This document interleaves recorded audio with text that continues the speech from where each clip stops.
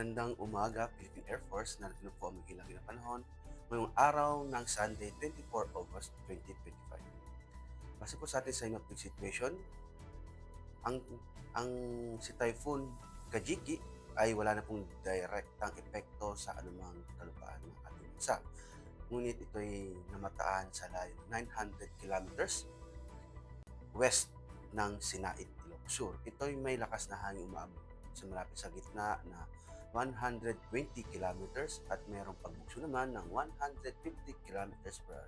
Ito'y kumikilos pa westward sa bilis na 25 kilometers per hour. Samantala, southwest monsoon ang makakapekto sa southern Luzon. Yung minomonitor nating low pressure area ay mataas pa rin ang tsansa na maging bagyo at ito'y nasa layo ng 445 kilometers east ng Hinatuan, Surigao. Ito'y mataas ang tsansa na maging tropical depression sa mga susunod na oras. At ito'y magdudulot ng maulap na kalangitan na may kalat-kalat na pag-ulan, kulog at kidlat sa parte ng Northern Mindanao, eastern section ng Visayas at central section ng Visayas. Para naman sa maging lagay at pagkaan ng panahon, dulot ng southwest monsoon ang Southern Luzon at Palawan na maging bagyang maulap ng sa mga papawarin na may pulong-pulong pag-ulan, kulog at kidlat. At sa Metro Manila at sa nabing bahagi ng bansa, maging bagyang maulap hanggang sa maulap na papawarin na may pulong-pulong pag-ulan, kulog at kidlat. Dulot yan ng mga localized thunderstorms. Sa Visayas, lalong-lalo na sa silangang bahagi at central at sa gitnang bahagi ng Visayas, Caraga, northern part ng Mindanao at Davao Region, dulot ng trough ng LPA ay magiging maulap na kalangitan na may kalat-kalat na pag-ulan, kulog at kidlat. At sa nabing bahagi ng Visayas at Mindanao, magiging bagyang maulap hanggang sa maulap na papawirin na may pulong-pulong pag-ulan, kulog at kidlat.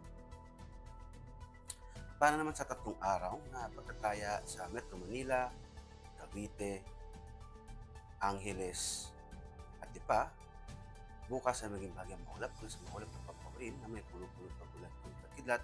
At pagdating sa Martes hanggang Miyerkules, magiging maulap na kalangitan na may kalat-kalat na pag-ulan, kulog at kidlat. Sa Puerto Princesa at Kalayaan Island ay maging maulap na kalangitan na may kalat-kalat na pag-ulan, kulog at kidlat.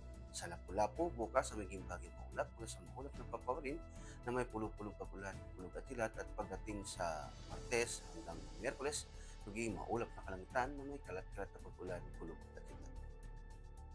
Ganon din sa Zamboanga at pagdating sa Davao, bukas magiging maulap na kalangitan na may kalat-kalat na pag-ulan, kulog at kidlat. At pagdating ng Martes hanggang Miyerkules, magiging bagyang maulap hanggang sa maulap na papawirin na may pulong-pulong pag-ulan, kulog at kidlat.